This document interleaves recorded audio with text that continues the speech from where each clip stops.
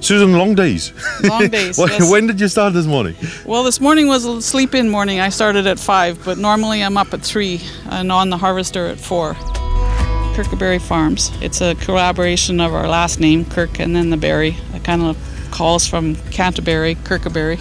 Our primary growth of berries here is the Haskaps, but we also have Saskatoons and dwarf sour cherries. I have to ask you the Haskap question, because Haskap's not a thing really for British Columbia, though. When I think Haskaps, I think more Saskatchewan and Alberta and those. Is that unique to British Columbia for you to grow Haskaps here? No, Haskaps are native to all of Canada. The more commercial ones are grown in Russia and Japan and northern Siberia. The ones that are native in Canada are very small and very tart, and so the University of Saskatchewan took the best of the Russian varieties and the best of the Japanese varieties and cross-pollinated to get a berry that could be grown all across Canada. Predominantly there's lots of small growers, an acre or 2 acres. We're the largest commercial grower producing now in BC. And then you sell them as fresh berries, you freeze them, you juice them, you just walk me through your product. Yeah, most of the berries, we sell a very few amount as fresh just to get the flavor of the berries out to the different stores. But it's just more or less a taste.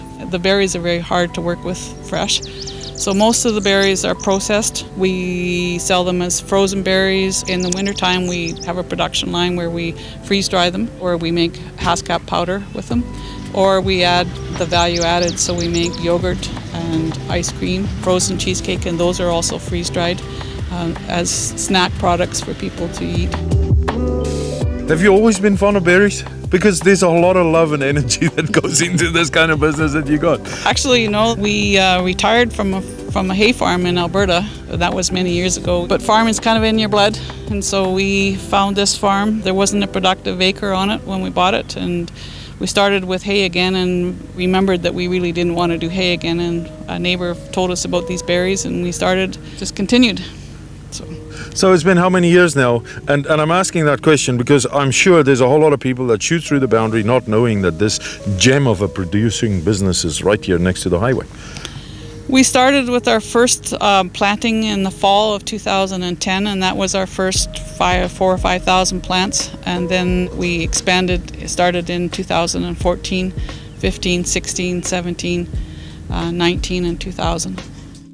Walk us a little bit through the future. What is the goal? Is it more berries? Is it bigger berries, higher production, new products? The marketing is where we're at right now. When these bushes that we have in the ground are fully production, we should be in that 300,000 to 500,000 pound production.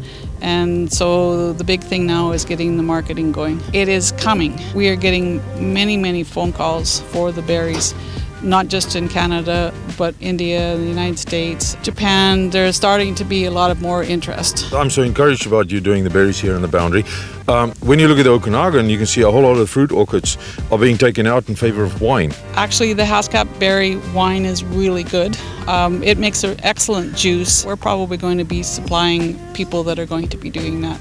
And we do have a large customer in the Okanagan that is buying quite a few berries to make syrups and jams and jellies and things like that. So there's a lot of products that you can do with the Haskaps. The chocolates with the Haskaps, all of that good stuff is all out there. It's just a matter of people going for it. So I love that you brought that up, and that's really the bottom line. Is you're creating an ecosystem here. You're creating a product which we can take in the boundary, and the producers not just in the boundary, but in British Columbia and the rest of Canada and the world can take and create something new from that. And the opportunities are endless, really. So I hope they keep on growing. I hope you keep the bears in play and keep the birds happy on the side so that we can see a whole lot more Haskaps and other berries coming here out of the boundary.